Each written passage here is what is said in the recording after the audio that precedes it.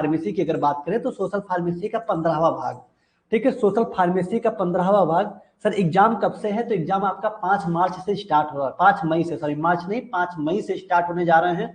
तो 2 था वो 5 तारीख हो गया है, ठीक है। सबसे पहला पेपर फ्रूटिक्स का है, लगातार पेपर है, एक दिन का भी गैप नहीं मिला है, खाली फार्मास्यूटिकल केमिस्ट्री पेपर के दिन 2 दिन का गैप मिल गया है, बाकी किसी पेपर में गैप नहीं है। इसी हिसाब से अपने आप को प्रिपेयर करिएगा, मेहनत करिएगा, हमेशा पानी पीते रहिएगा, हाइड्रेटेड रहिएगा। आपके एग्जाम दोपहर में है, ठीक है, दोपहर में 2 बजे से 5 बजे तक है। इस समय थोड़ा सा और ज्यादा हाइड्रेटेड रहने की जरूरत होगी, खासकर जो गर्ल्स हैं वो जरूर ध्यान दें, ठीक है। चलिए किसी दिन चर्चा करेंगे किसी अलग क्लास में, जिसमें बताएंगे कि आपको किन चीजों पे ध्यान देना है, कैसे एग्जाम पे जाना है, और ऐसा क्या करना है जिससे मतलब हमारा पास हो जाए, हमारे बैक ना लगे, ठीक है, सब चीज बात करेंगे। तो स्टार्ट करते हैं social pharmacy top 20 long question, जैसा कि हमें जल्दी कवर करेंगे। इसके बाद मिथिलेश सर की भी क्लास चलेगी, बहुत इंपॉर्टेंट क्लास होगी, उनकी क्लास को जरूर अटेंड करिएगा, जिसमें मिथिलेश सर पढ़ाएंगे। पार्ट 15 15वां भाग में देखेंगे क्या पढ़ने वाले हैं, आइए चलिए उसमें देखते हैं। तो आज जैसा कि पता है सोशल फार्मेसी में बहुत बढ़िया तरीके से टॉप 20 क्वेश्चन सीरीज चल रहा था और उसके आखिरी पड़ाव पे पहुंच चुके हैं। 18वां क्वेश्चन था fortification of food and balance diet, ठीक है। फोर्टिफिकेशन ऑफ फूड, इसका मतलब क्या होता है? फोर्टिफिकेशन का मतलब होता है कि अपने आहार में कुछ एक्स्ट्रा न्यूट्रिएंट्स को ऐड करना, अपने भोजन में कुछ एक्स्ट्रा न्यूट्रिएंट्स को ऐड कर देंगे, वही कहलाएगा फोर्टिफिकेशन ऑफ फूड, ठीक है। जैसे आपके चावल में कुछ आयरन को ऐड कर दिया जाता है, ठीक है, जिससे चावल में कार्ब्स के साथ साथ आयरन मिले। ऐसे ही फोलिक एसिड कैल्शियम मिल सके प्रॉपर आटे में, नमक में प्रॉपर तरीके से आयोडीन और आयरन मिल सके। तो इसी तरह से चीजों को ऐड कर दिया जाता है, जिससे लोग पॉपुलेशन में अलग अलग कम्युनिटी में प्रॉपर तरीके से सारे न्यूट्रिशन का फायदा उठा सके, उनका ओवरऑल हेल्थ मेंटेन हो सके। इसी प्रक्रिया को फोर्टिफिकेशन ऑफ फूड कहते हैं। और बैलेंस डाइट का मतलब होता है कि एक अनुपात में आप अपने खानों में सारी चीजें ले रहे हैं, संतुलित आहार, ठीक है, चाहे कार्बोहाइड्रेट हो, चाहे फैट्स हो, चाहे आपका प्रोटीन हो, या फिर आपके विटामिन हो, मिनरल्स हो, सब चीजें अगर एक संतुलित आहार में ले रहे हैं, वही कहलाएगा बैलेंस डाइट। तो इसके बारे में कल हम पढ़ा चुके थे, बहुत अच्छे से हो गया था, ठीक है। आज हम फाइनली सोशल फार्मेसी को कंप्लीट कर देंगे। 2 क्वेश्चन लेके आए हैं, ये आपका 19 है और आपका 20 क्वेश्चन, इसके बाद 20 हो जाएगा। आज सोशल फार्मेसी फाइनली एकदम टॉप 20 क्वेश्चन कंप्लीट होता हुआ। इसके बाद कभी बीच में एक क्लास और लेंगे, जिसमें हम कुछ क्वेश्चन और कराएंगे सोशल फार्मेसी के, जो हमें लगता है इंपॉर्टेंट है, ठीक है। एक ही क्लास होगा जिसमें कुछ क्वेश्चन कराएंगे, हम अभी नहीं कराएंगे लेकिन उसको कराएंगे, जिसमें आपको चैप्टर नंबर 1 में जैसे हेल्थ इंडिकेटर है वो भी छूटा हुआ है, उसको करा देंगे। कुछ पॉइंट और छूटे हुए हैं जिसको हम नेक्स्ट क्लास में करा देंगे, लेकिन 20 क्वेश्चन को ये आप अच्छे से तैयार करिएगा, ठीक है। चलिए स्टार्ट करते हैं। तो हाँ, इसके बाद एमसीक्यू ही आएगा, एमसीक्यू भी प्लानिंग करेंगे। सोशल फार्मेसी का जो ऑब्जेक्टिव क्वेश्चन है, multiple choice question, fill in the blanks और वन सेंटेंस, वो भी आपके लिए लेके आएंगे, जिससे आप बेफिक्र होकर पेपर दीजिएगा। 19वां क्वेश्चन क्या है, आइए चलिए बहुत आराम से अच्छे तरीके से देखते हैं। डिस्क्राइब ड्रग फूड इंटरेक्शन, दवा और आहार के बीच इंटरेक्शन का वर्णन कीजिए। इंटरेक्शन का मतलब कि कौन सी दवा है जिसके साथ क्या नहीं खाना चाहिए, कौन सी दवा के साथ कौन सा फूड नहीं खाना चाहिए, अगर खा लिया जाए तो किस तरह का इंटरेक्शन होगा। तो ड्रग फूड इंटरेक्शन के बारे में आज ये चर्चा करते हैं, दवा और आहार के बीच इंटरेक्शन का वर्णन, ठीक है। सर जी किस किस सब्जेक्ट को पहले कवर करना है? इस हिसाब से जुनेद जी, सबसे पहले आप फार्मास्यूटिक्स कवर करिए, फार्मास्यूटिक्स के बाद शेड्यूल में देख लीजिएगा, जो भी पेपर दूसरा पढ़ रहा है उसको कवर कीजिएगा। शेड्यूल एक बार btup.ac.in पे जाएंगे, वहां पे आपको न्यूज वाले ऑप्शन पे मिल जाएगा, डाउनलोड करके देख लीजिएगा, ठीक है। चलिए स्टार्ट करते हैं। तो 19 कह रहा है ड्रग फूड इंटरेक्शन क्या होता है, आइए देखते हैं। तो a drug food interaction occurs when your food and medicine interfere with one another. कह रहा है कि ड्रग फूड इंटरेक्शन का मतलब क्या होता है, ये तब पाया जाता है जब आपका फूड, जो आप खाना खाते हैं या कोई फल खाते हैं, एंड मेडिसिन, उसके साथ साथ मेडिसिन भी खाते हैं या उसके बाद मेडिसिन खाते हैं, इंटरफियर फिर वन अनदर, दोनों आपस में इंटरफियर करते हैं, ठीक है। एक दवा आहार इंटरेक्शन तब होता है जब आपका भोजन और दवा एक दूसरे के साथ हस्तक्षेप करते हैं, मतलब अगर उसको खा लिया जाए तो कुछ ना कुछ हमारे बॉडी में रिएक्शन हो जाएगा, okay. Interaction can happen with both prescription and over the counter medicine. Interaction जो होते हैं, दवा का जो इंटरेक्शन होता है, ये दोनों के साथ हो सकता है, चाहे डॉक्टर जो प्रिस्क्रिप्शन लिखते हैं उसके साथ, या फिर OTC drug, over the counter बिना पर्चा वाली दवाइयां अगर आप लेके आते हैं, उसको भी अगर खाएंगे दवा के साथ तभी इंट्रैक्शन हो जाएगा। फूड के साथ खाएंगे तो इंट्रैक्शन होगा। समझ में आया? तो यहाँ पे ड्रग फूड इंट्रैक्शन के बारे में इतना बता सकते हैं कि ड्रग फूड इंट्रैक्शन तब पाया जाता है जब आपके फूड और आपका मेडिसिन दोनों एक दूसरे से क्या करें, हस्तक्षेप करें, इंटरफेयर करें। यहाँ इंटरफेयर का मतलब होता है कुछ ना कुछ हमारे बॉडी में टॉक्सिसिटी क्रिएट करना, साइड इफेक्ट क्रिएट करना। ओके, चलिए, जैसे आपको पता है कि अगर आप आयरन की गोली खा रहे हैं, आयरन का टैबलेट खा रहे हैं, तो उसको दूध के साथ नहीं खाना चाहिए। ठीक है, उससे क्या होगा, उसका एब्जॉर्प्शन कम हो जाएगा। ओके, उसके साथ उसका एब्जॉर्प्शन कम हो जाएगा क्योंकि दूध में होता है कैल्शियम, और कैल्शियम आयरन के एब्जॉर्प्शन को कम कर देते हैं। इसलिए हमेशा विटामिन सी खाना चाहिए आपको आयरन की गोली के साथ। ओके, तो ऐसे कुछ होते हैं ड्रग फूड इंटरेक्शन जिसको हमें नहीं खाना चाहिए। तो वही है कि जब पाया जाता है जब फूड और मेडिसिन एक दूसरे से इंटरफेयर करते हैं, कुछ ना कुछ इफेक्ट क्रिएट करते हैं, वही होता है ड्रग फूड इंटरेक्शन। ठीक है, ये किसी के साथ भी हो सकता है, चाहे आपका प्रिस्क्रिप्शन ड्रग हो जो डॉक्टर लिखते हैं, या आप जो मेडिसिन खरीद के लेके आते हैं ओवर द काउंटर, दोनों के लिए है। इंट्रैक्शन प्रिस्क्रिप्शन और ओवर द काउंटर दोनों प्रकार दवाओं के साथ हो सकते हैं। समझ में आया? सर 5, 6, 7 पूरी तरह से बचा हुआ है, उसमें एक भी क्वेश्चन नहीं कराया गया है। गार्गी मिश्रा जी जितना करा दिए हैं उतना मोर देन सफिशिएंट है। उससे इक्का दुक्का क्वेश्चन आएगा, लेकिन यहाँ से भर भर के क्वेश्चन आएगा। ठीक है, सोशल फार्मेसी में खाली अगर 5 को चैप्टर तक अच्छे से पढ़ लेते हैं तो वहां मैक्सिमम चीजें कवर हो जाएंगी। और अगर हम एनालाइज करेंगे एक बार और, जो हमें लगेगा थोड़ा बहुत, उसको हम एक लेक्चर और लेके सब कुछ करा देंगे। अभी पहले आप ये टॉप 20 को कवर करिए, अपने बैग को सिक्योर कर लीजिए, बाकी चीजों को हम करा देंगे। ठीक है, चलिए आगे बढ़ते हैं। डेट चेंज हुई है, 2 की जगह 4 कर दिया गया है। आपका पेपर 5 तारीख से है, याद रखिएगा। आगे बढ़ते हैं। अब common drug food interaction, common food drug interaction के बारे में देखते हैं क्या है। पहले तो आप बता दें क्या होता है ड्रग फूड इंटरेक्शन। ठीक है, तो आपकी हेडिंग रहेगी यहाँ पे आपकी हेडिंग रहेगी ड्रग फूड इंटरेक्शन। ठीक है, ड्रग फूड इंटरेक्शन। ठीक है, ये आप यहाँ पे पहले हेडिंग डालेंगे। यहाँ पे हेडिंग मेंशन करना भूल गए थे, पहले आपको हेडिंग मेंशन करना है ड्रग फूड इंटरेक्शन। उसके बाद आपको लिखना है कि ए ड्रग फूड इंटरेक्शन अकर, मतलब पाया जाता है when your food and medicine, जब आपके फूड और मेडिसिन एक दूसरे के क्या करें, इंटरफेयर करें, हस्तक्षेप करें, मतलब कुछ ना कुछ इफेक्ट दे, साइड इफेक्ट दें, उसी को बोलते हैं ड्रग फूड इंटरेक्शन। या दोनों के साथ होता है, चाहे प्रिस्क्रिप्शन दवा हो चाहे ओवर द काउंटर, जिसको हम बिना पर्चे के जाके ले आते हैं उसे ओवर द काउंटर कहते हैं, यूज के साथ इंटरेक्शन हो सकता है। ठीक, उसके बाद दूसरा हेडिंग होगा कॉमन फूड ड्रग इंटरेक्शन। कुछ कॉमन सामान्य खाद्य दवा इंटरेक्शन के बारे में देखेंगे। सबसे पहले देखते हैं एंटी एसिड। एंटी एसिड क्या होता है? ऐसी दवाएं जो कि एसिडिटी के उपचार में यूज की जाती हैं, किसी को गैस बन जाता है उसके उपचार में एंटी एसिड दिया जाता है।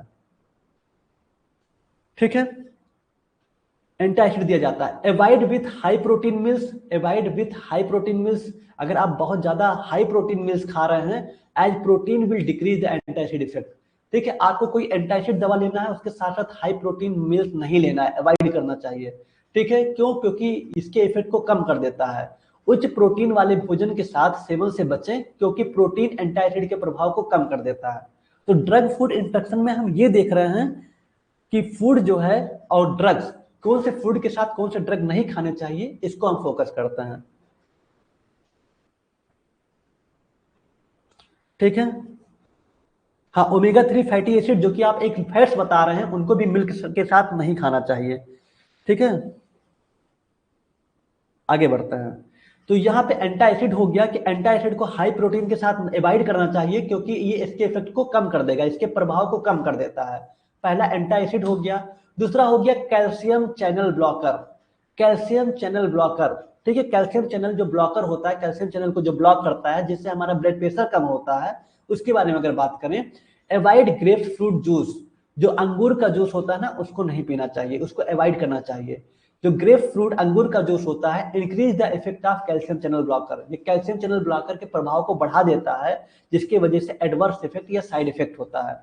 एडवर्स इफेक्ट और साइड इफेक्ट में क्या अंतर है आपको बता चुके हैं। साइड इफेक्ट हर दवा का नॉर्मल सिम्टम्स होता है, जैसे नोजिया, वोमिटिंग, जी मत लाना, उल्टी आना, कांस्टिपेशन, कब्ज होना, ये साइड इफेक्ट है। एडवर्स इफेक्ट मतलब कुछ अनचाहा प्रभाव दिखना, जैसे चेहरे पे दाने निकल आना, ठीक है, एक शरीर का पूरा अंग पैरालाइज हो जाना, लीवर का काम ना करना, लीवर डैमेज होने लगना, पैरासीटामोल कोई खा रहा है उसका लीवर डैमेज हो रहा है, ये है एडवर्स इफेक्ट। ठीक है, तो एडवर्स इफेक्ट थोड़ा और ज्यादा साइड इफेक्ट शो होता है हमारे बॉडी में जो अनचाहा होता है, तो इसका भी निगरानी करना बहुत जरूरी है। तो ये जो अगर कैल्शियम चैनल ब्लॉकर के साथ अंगूर का जूस पीते हैं तो काफी ज्यादा नुकसान करता है, एडवर्स इफेक्ट क्रिएट करेगा। अंगूर का जूस से बचें क्योंकि अंगूर कैल्शियम चैनल ब्लॉकर के प्रभाव को बढ़ा सकता है जिससे प्रतिकूल प्रभाव उत्पन्न हो सकते हैं। ठीक है, चलिए, तो आपको बताया पहला एंटी एसिड के साथ हाई प्रोटीन नहीं खाना चाहिए क्योंकि एंटी एसिड के प्रभाव को कम करता है। दूसरा बताया आपको कि जो कैल्शियम चैनल ब्लॉकर होते हैं इसमें अंगूर के जूस को नहीं खाना चाहिए क्योंकि इसके प्रभाव को क्या करता है, बढ़ा सकता है, जिससे क्या होंगे, एडवर्स इफेक्ट दिख सकते हैं। सर एक बार शुरू से समझा दीजिए प्लीज। चलिए जल्दी से बता दे रहे हैं, हम ड्रग फूड इंटरेक्शन पढ़ रहे हैं। ड्रग मतलब दवा और फूड का मतलब जो खाते हैं, चाहे फल हो चाहे खाना हो। तो ड्रग फूड इंटरेक्शन का मतलब होता है जब कोई दवा और फूड, ठीक है, जब कोई दवा और आप जो खाना खाते हैं या फल खाते हैं दोनों को खाते हैं एक साथ, ठीक है, दोनों को एक साथ खाते हैं या उसके बाद खाते हैं, तो उसके बाद जो इंटरेक्शन हमारे बॉडी में होता है, जो साइड इफेक्ट होता है, वही होता है ड्रग फूड इंटरेक्शन। ठीक है, उन दोनों के बीच में जो हस्तक्षेप जिसको कहते हैं वही है ड्रग फूड इंटरेक्शन। ठीक है, क्योंकि आप देखे होंगे बहुत से दवा के साथ बहुत सारी चीजें नहीं खाई जाती है, बहुत सी दवा दूध के साथ खाई जाती है, बहुत सी दवा दूध के साथ नहीं खाई जाती है। ठीक है, तो वही है आपका ड्रग फूड इंटरेक्शन। ये प्रिस्क्रिप्शन ओवर द काउंटर दोनों पे अप्लाई होता है। ठीक, एंटी एसिड अगर आप गैस की दवा खा रहे हैं और उसके साथ हाई प्रोटीन वाला भोजन किए हैं तो ये सही नहीं होता, ये आपके एंटी एसिड प्रभाव को कम कर देगा। दूसरा बताए थे कैल्शियम चैनल ब्लॉकर, आप पढ़े होंगे एंटी हाइपरटेंसिव ड्रग में कैल्शियम चैनल ब्लॉकर। ठीक है, कैल्शियम चैनल ब्लॉकर जब आप खा रहे हैं तो उसमें ग्रेप फ्रूट अंगूर के जूस को अवॉइड करना चाहिए या अंगूर को अवॉइड करिए, क्योंकि अंगूर जो होता है कैल्शियम चैनल ब्लॉकर के इफेक्ट को बढ़ा देगा, और कैल्शियम चैनल ब्लॉकर का इफेक्ट बढ़ जाएगा तो ब्लड प्रेशर वगैरह क्या हो जाएंगे, बीपी वगैरह बढ़ सकते हैं।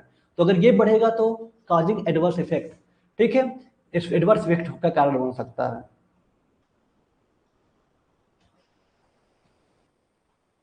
कैल्शियम चैनल ब्लॉकर क्या होते हैं, कैल्शियम चैनल होते हैं हमारे बॉडी में, अगर उन्हें नहीं रोका गया तो उसके वजह से हमारे बॉडी में ब्लड प्रेशर वगैरह काफी हो सकता है। तो इन चैनल को ब्लॉक करना बहुत जरूरी होता है। हमारे बॉडी में बहुत सारे एंजाइम होते हैं, बहुत सारे चैनल्स होते हैं जिनको कहीं ना कहीं समय समय पर रोकना बहुत जरूरी है। अगर ये हमारे बॉडी में एंजाइम्स और चैनल्स रिलीज होते जाएंगे तो बहुत सारे नुकसान हो सकते हैं।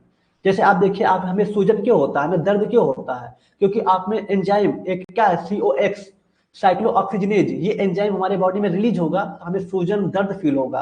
तो वहां पे हम इनहिबिटर देते हैं, एस्पिरिन देते हैं, जो क्या करता है, इसको रोक देता है, कम कर देता है।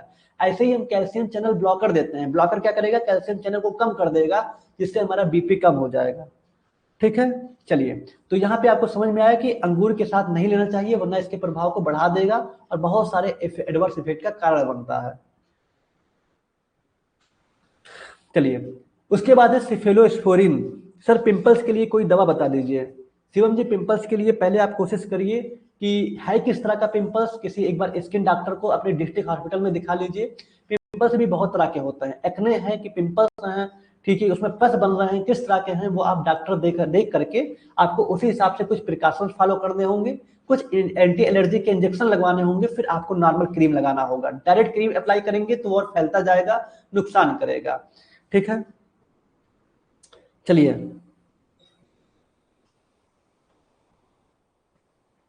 आगे बढ़ते हैं। सिफोलोस्पोरिन, सिफोलोस्पोरिन की बात करते हैं।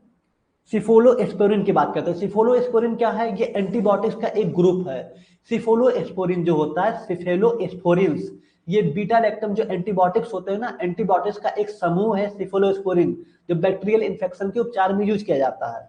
इसके अंदर जो दवा आता है, कोई बताएगा कौन सी दवा आएगा। सिफेलोस्पोरिन जो ग्रुप है इसके अंदर first generation, second generation, third generation की ड्रग आती हैं। एक कोई दवा का नाम बताइए क्या है।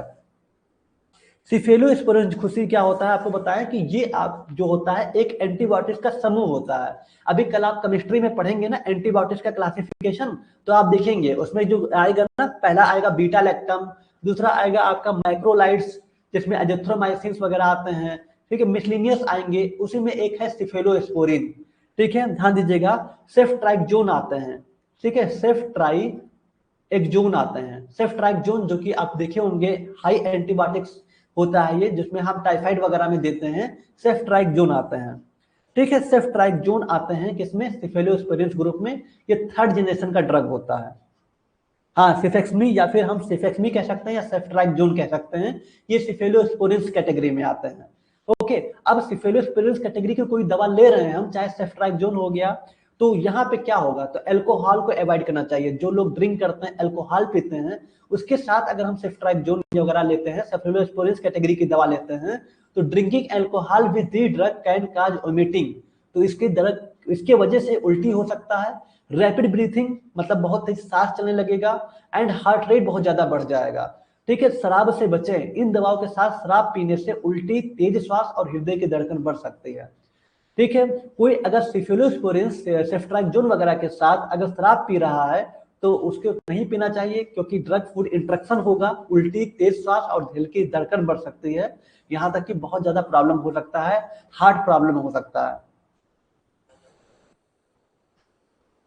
ठीक है, समझ में आया? चलिए आगे बढ़ते हैं। तो इतना समझ में आया, यहां तक का क्लियर हो गया, बस इतना ही लिखना है, इसमें ज्यादा नहीं लिखना है। ड्रग फूड इंटरेक्शन होता क्या है ये आप समझ पाए, एंटासिड का एग्जांपल दे दीजिएगा, दूसरा कैल्शियम चैनल ब्लॉकर का, तीसरा आपको सिफेलोस्पोरिन्स का। यहां तक का हो गया तो कमेंट में थंब बना दीजिए।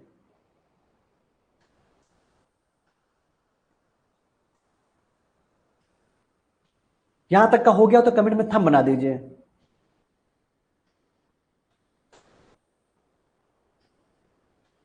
चलिए चलिए, कैल्शियम चैनल ब्लॉकर को हम केमिस्ट्री वाला जब कल पढ़ाएंगे ना, तो उसमें बता देंगे, उसमें आपका क्वेश्चन आया है, उसमें हम बता देंगे कैल्शियम चैनल ब्लॉकर को। ठीक है, परेशान मत होइए। एक्चुअल में जब एंटी हाइपरटेंसिव ड्रग पढ़ रहे थे तो वहां आपको थोड़ा बहुत हमें बता देना चाहिए था, लेकिन चलिए हम बता देंगे। ये कैल्शियम चैनल हमारे बॉडी में होता है, कहाँ से रिलीज होता है ये आपको बता देंगे। इनको ब्लॉक करना बहुत जरूरी होता है। क्यों? क्योंकि अगर ये ब्लॉक नहीं होंगे तो इनको हम आपको डायग्राम बना के दिखाएंगे कि अगर ये रिलीज होंगे हमारे बॉडी में तो किस तरह से हमारा ब्लड प्रेशर बढ़ सकता है, हार्ट प्रॉब्लम हो सकती है। तो बताएंगे, इसके बारे में चर्चा करेंगे नेक्स्ट क्लास में। फिलहाल जो पढ़ रहे हैं ये जरूरी है। तो हम यहाँ पे कॉमन ड्रग इंट्रक्शन देखे, anti acid, calcium channel blocker और सिफेलोस्पोरिन, इतना काफी है। कुछ एमसीक्यू देख लेते हैं, फिर 20वां क्वेश्चन स्टार्ट करते हैं। Which food reduce the absorption of tetracycline? बताइए कौन सा फूड ऐसा है जो टेट्रासाइक्लिन एंटीबायोटिक्स के एब्जॉर्प्शन को कम करता है। टेट्रासाइक्लिन एक एंटीबायोटिक्स होता है, तो इनमें से कौन सा ऐसा फूड है जो टेट्रासाइक्लिन के एंटीबायोटिक्स जो एब्जॉर्प्शन होता है उनको कम करता है? चावल हो गया, राइस, मिल्क हो गया, ब्रेड हो गया, दाल हो गया। बताइए, टेट्रासाइक्लिन जो कि एंटीबायोटिक से किस फूड के साथ नहीं खाना चाहिए? बिल्कुल सही, दूध के साथ नहीं खाना चाहिए। मिल्क के साथ टेट्रासाइक्लिन नहीं लेना चाहिए, क्योंकि टेट्रासाइक्लिन के एब्जॉर्प्शन को कम कर देगा। ठीक है, ध्यान दीजिएगा, बी राइट आंसर है। ओके, चलिए दूसरा क्वेश्चन है कि ग्रेप फ्रूट जूस, अंगूर का juice, increase the effect of some drug, कुछ दवाओं के इफेक्ट को बढ़ा देता है। ठीक है, जो ग्रेप जूस है, अंगूर का जो जूस होता है या अंगूर होता है, कुछ दवाओं के प्रभाव को बढ़ा देता है। बाई कैसे? इंक्रीजिंग मेटाबॉलिज्म, मेटाबॉलिज्म को बढ़ा करके, या फिर डिक्रीजिंग एब्जॉर्प्शन, एब्जॉर्प्शन को कम करके, इनहिबिट लीवर एंजाइम, लीवर के एंजाइम को रोक करके, या फिर इंक्रीज एक्सक्रीशन। क्वेश्चन थोड़ा सा उल्टा है। यहाँ पे हम क्या बता रहे हैं कि जो अंगूर का जूस है ये कुछ दवा के प्रभाव को बढ़ा देता है। कैसे बढ़ाता है बताइए? इसका करेक्ट आंसर क्या होगा? इसका करेक्ट आंसर होगा सी, थोड़ा सा दिमाग लगाना था, इनहिबिट लीवर एंजाइम। ठीक है, जो लीवर के एंजाइम होता है उनको कुछ कम करके, लीवर के एंजाइम को रोक करके, उसकी एक्टिविटी को रोक करके दवा के प्रभाव को बढ़ा देता है अंगूर का जूस। ठीक है, तो ये भी ध्यान रखिएगा। ओके, अभी हम बताए थे आपको कि ये जो कैल्शियम चैनल ब्लॉकर है इसके साथ अंगूर जूस नहीं लेना चाहिए, क्योंकि इसके प्रभाव को बढ़ा देगा, बहुत सारे बॉडी में इफेक्ट दिखेंगे। ठीक है, लेकिन हम यहाँ ये बता रहे हैं कि कुछ दवा का इफेक्ट बढ़ाता है। ठीक है, तो कैसे बढ़ाता है? लीवर के एंजाइम को इनहिबिट करके, जैसे कैल्शियम चैनल ब्लॉकर को बढ़ाया था, तो लीवर के जो एंजाइम है उनको इनहिबिट करके बढ़ाता है। इनहिबिट का मतलब उसको कम करके या उसकी एक्टिविटी को रोक करके बढ़ा देता है। ठीक है, चलिए, तो यहाँ पे सी समझ में आया दूसरा? चलिए सॉरी, यहाँ पे क्लियर हो पाया ना सबको? चलिए आगे बढ़ते हैं। नेक्स्ट क्वेश्चन है कि पेशेंट टेकिंग वारफेरिन, पेशेंट जो है एक दवा खा रहा है वारफेरिन, जो कि एंटीकोगुलेंट दवा है, एंटीकोगुलेंट दवा होता है। ठीक है, ध्यान दीजिएगा, पेशेंट एक दवा खा रहा है वारफेरिन जो कि एंटीकोगुलेंट दवा है, should avoid excess intake of, इसको अवॉइड करना चाहिए एक्सेस इंटेक। अगर हम ज्यादा मात्रा में ले रहे हैं कोई फूड, तो उसमें उसके समय हम वारफेरिन को अवॉइड करेंगे। ये एंटीकोगुलेंट होते हैं जो ब्लड का थक्का होने से रोकते हैं, ठीक है, जो ब्लड में थक्के बन जाते हैं ना, उसके लिए यूज किए जाते हैं। तो बताइए, patient taking warfarin should avoid excess intake, बताइए किसके साथ नहीं लेना चाहिए? विटामिन सी रिच फूड के साथ, विटामिन डी रिच फूड के साथ, या प्रोटीन रिच फूड के साथ, या विटामिन के साथ। एंटीकोगुलेंट ध्यान दीजिएगा ब्लड से रिलेटेड है, ठीक है, जो ब्लड के क्लॉटिंग पर फोकस किया जाता है। तो पेशेंट टेकिंग वारफेरिन, ठीक है, जो ब्लड क्लॉटिंग होता है उसको रिमूव करने के लिए वारफेरिन का यूज किया जाता है। बिल्कुल सही, करेक्ट आंसर यहाँ पे डी वाला होगा, विटामिन के। हमें पता है विटामिन के जो होता है क्लॉटिंग फैक्टर के लिए यूज किए जाते हैं, ठीक है। तो विटामिन के को नहीं लेना चाहिए वारफेरिन के साथ, एंटीकोगुलेंट ड्रग के साथ विटामिन के नहीं लेना चाहिए, ठीक है, ध्यान रखिएगा। तो डी राइट आंसर है इसका, जो कि आप अच्छे जानते हैं। ओके, चलिए, तो ये तीनों क्वेश्चन बहुत इंपॉर्टेंट है, ध्यान रखिएगा। अब क्वेश्चन नंबर 20 पे आते हैं। फार्मेको इकोनॉमिक्स क्या होता है, इसके बारे में डिटेल्स में देखते हैं। ओके, फार्मेको इकोनॉमिक्स क्या होता है, इसके बारे में डिटेल्स में देख के इसको फाइनली आज खत्म कर देंगे। फार्मेको इकोनॉमिक्स के बारे में विस्तृत रूप से वर्णन करें, ठीक है। चलिए, नहीं आज ही खत्म करेंगे हम, हर हाल में खत्म हो जाएगा, कोई दिक्कत नहीं होगा, ठीक है। चलिए देखते हैं। देखिए, फार्मेको इकोनॉमिक्स, फार्मा मतलब फार्मा, इकोनॉमिक्स का मतलब क्या होता है? इकोनॉमिक्स का हम हिंदी में क्या कह सकते हैं? इकोनॉमिक्स का हिंदी में मतलब क्या होता है, कोई बताएगा? इकोनॉमिक्स को हिंदी में क्या कहा जाएगा? इकोनॉमिक्स को हिंदी में क्या कहा जाएगा?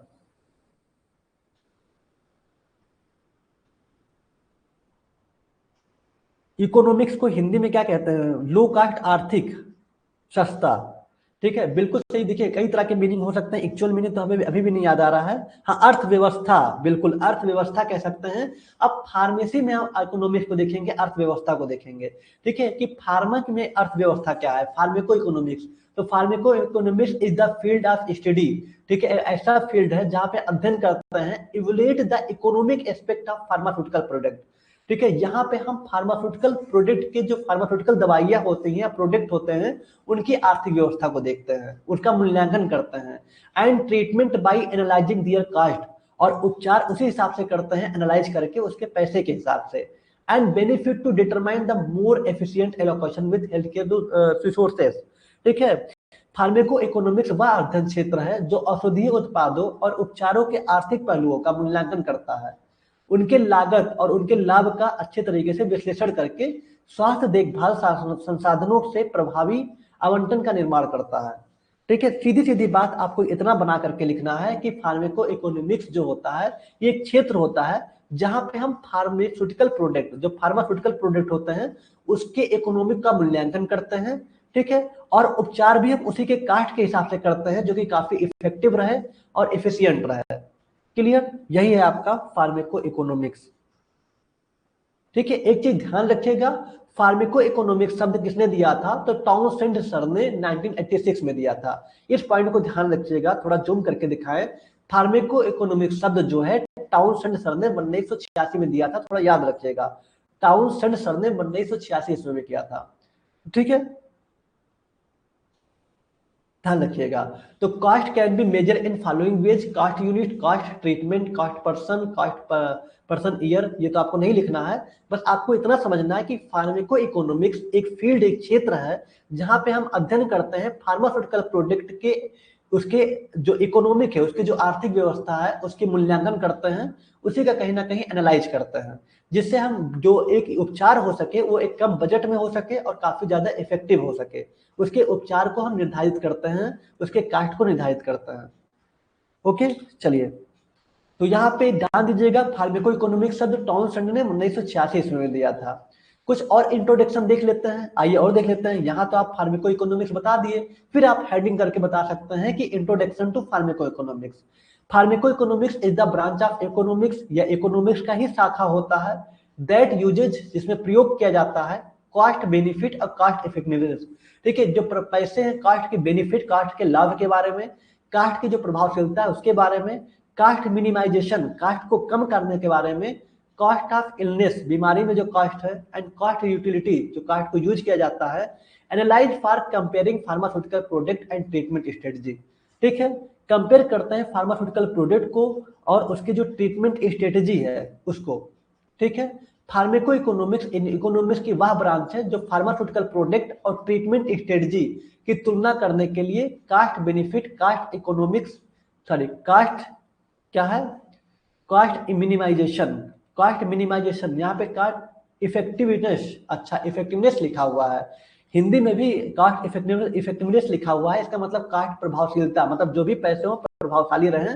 जिससे बजट तरीके से सारी चीजें हो जाए। तो कास्ट बेनिफिट, कास्ट लाभ हो सके, कास्ट प्रभावशीलता हो सके, मिनिमाइजेशन मतलब पैसे कम हो सके, बीमारी की जो लागत है, कास्ट यूटिलिटी एनालिसिस का इस्तेमाल करते हैं। ओवरऑल आपको समझ में सीधी सीधी बात इतना बता देना है कि ये इकोनॉमिक्स का ब्रांच होता है, फार्मास्यूटिकल प्रोडक्ट की जो लागत है वो कम हो सके, जिससे उपचार वगैरह अच्छे तरीके से हो सके, इतना भी कम ना हो कि उपचार बेकार हो जाए, लेकिन कम पैसे में भी अगर उपचार संभव है तो फार्मेको इकोनॉमिक्स में हम यही देखते हैं कि उसमें पॉसिबल हो जाता है। ठीक है, ध्यान दीजिएगा। It is part of health economics, यह स्वास्थ्य इकोनॉमिक का ही पार्ट होता है, हेल्थ इकोनॉमिक का हिस्सा होता है। Focusing on economic estimation of drug, जो दवाओं के इकोनॉमिक अनुमान पर फोकस करता है।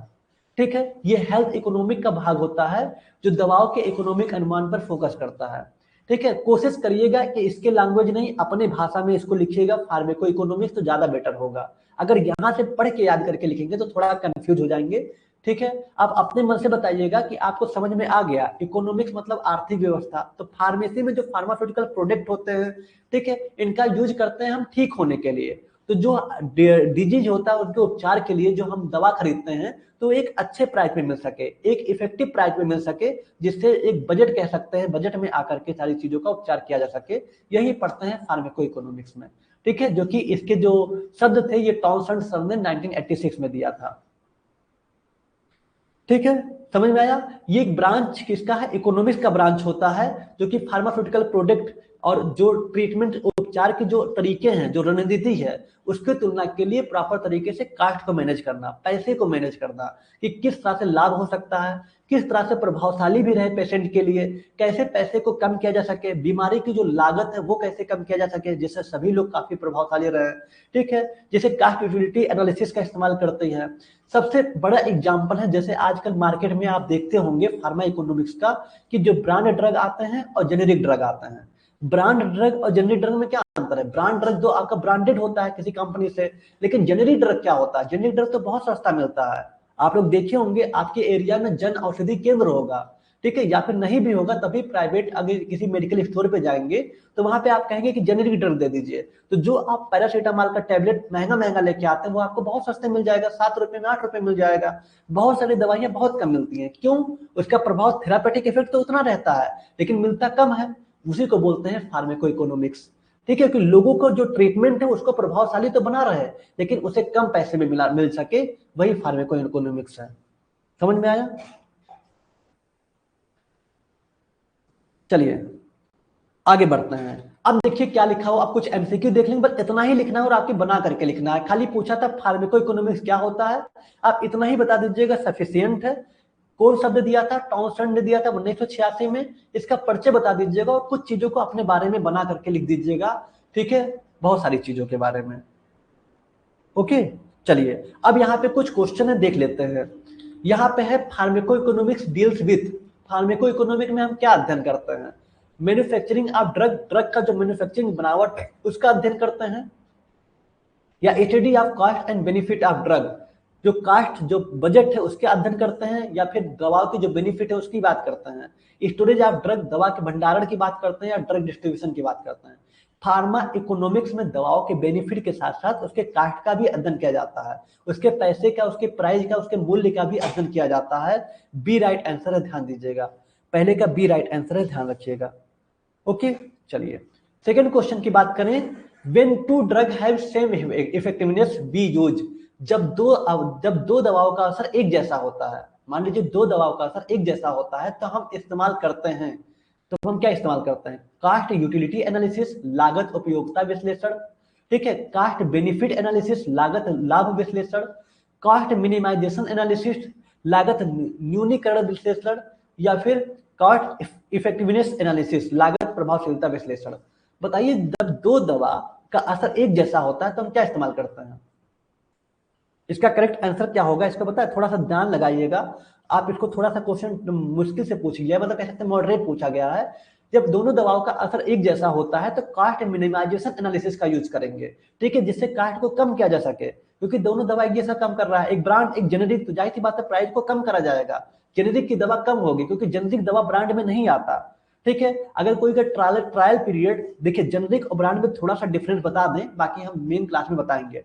दवा बनने से पहले हर दवाओं का ट्रायल चलता है। एक कंपनी है, मान लीजिए सन फार्मा कंपनी, उसको एक ट्रायल मिलता है, उसको एक परमिशन मिलता है गवर्नमेंट की तरफ से कि आप पैरासीटामोल बना रहे हैं, लेकिन आप 2 साल तक बनाएंगे, ठीक है, आप 2026 2027 2 साल तक पैरासीटामोल बनाइए, मार्केट में जाएगा, वो ब्रांड ड्रग रहेगा।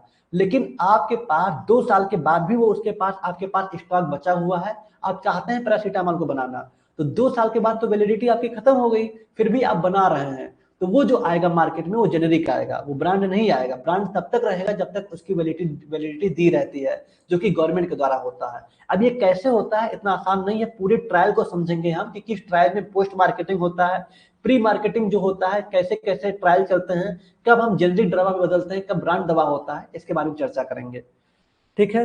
हाँ, पेटेंट भी बहुत इंपॉर्टेंट है, जिसको हम बताएंगे। सर इसका डी होना चाहिए था, कॉस्ट इफेक्टिवनेस एनालिसिस, लागत प्रभावशीलता विश्लेषण।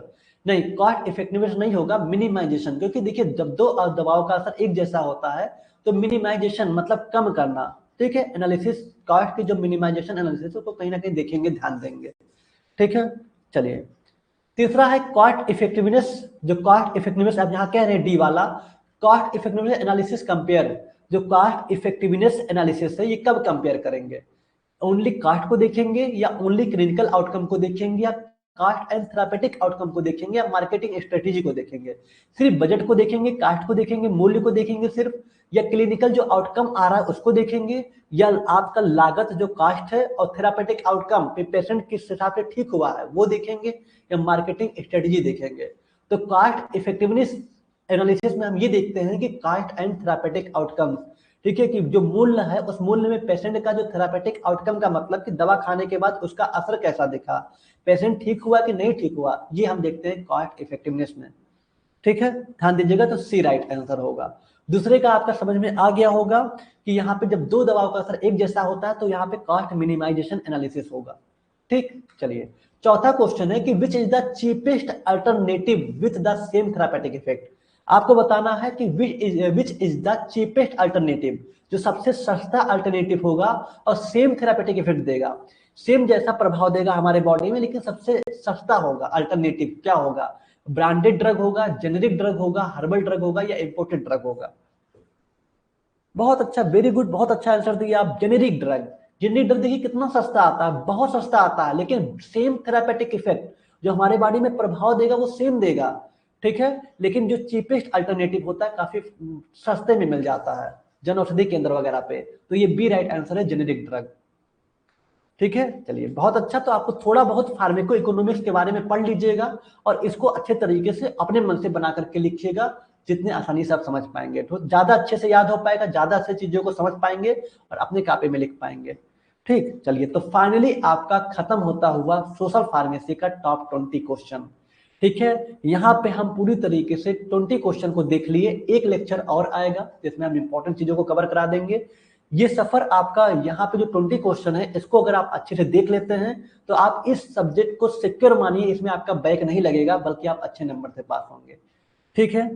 चलिए, तो फाइनली आपका एक सब्जेक्ट खत्म हो गया है। कल हम कोशिश करेंगे कि फार्मास्यूटिकल केमिस्ट्री को भी खत्म कर दें, कल फार्मास्यूटिकल केमिस्ट्री को भी पूरी तरीके से खत्म कर देंगे, फिर स्टार्ट करेंगे हम कुछ एक टॉपिक, यहाँ पे एक लेक्चर और आएगा सोशल फार्मेसी का जिसमें इंपॉर्टेंट कवर करेंगे, और फार्मास्यूटिकल केमिस्ट्री का तो हम जो 20 क्वेश्चन लेंगे उसमें तो इंपॉर्टेंट कर ही देंगे, ठीक है। तो ये दोनों हमारा हो जाने के बाद अब स्टार्ट करेंगे हम एमसीक्यू क्वेश्चन, ऑब्जेक्टिव क्वेश्चन, जो बहुत इंपॉर्टेंट होगा, जो 20 क्वेश्चन आपके एग्जाम में आते हैं। फिल इन द ब्लैंक्स आ जाएगा, उसमें वन सेंटेंस आ जाएंगे, फिल इन द ऑब्जेक्टिव आ जाएंगे, वही क्वेश्चन होंगे जो एग्जाम के लिए काफी यूजफुल होगा, ठीक है। चलिए, तो जेनरिक दवा ज्यादा असर करती है बीमारी या ब्रांडेड दवा होती है। डीआरजी देखिए, ब्रांडेड दवा ब्रांडेड होता है, जेनरिक जेनरिक होता है, दोनों का थेरापेटिक इफेक्ट क्या होता है, सेम होता है, लेकिन ब्रांडेड को आप क्लेम कर सकते हैं उस कंपनी पे, जहां से मैन्युफैक्चरिंग हुआ है, लेकिन आप जेनेरिक को क्लेम नहीं कर सकते। ठीक है, जेनेरिक दवा होता है, उसको इफेक्टिव तो होता है लेकिन थोड़ा सा रिस्की होता है। ओके,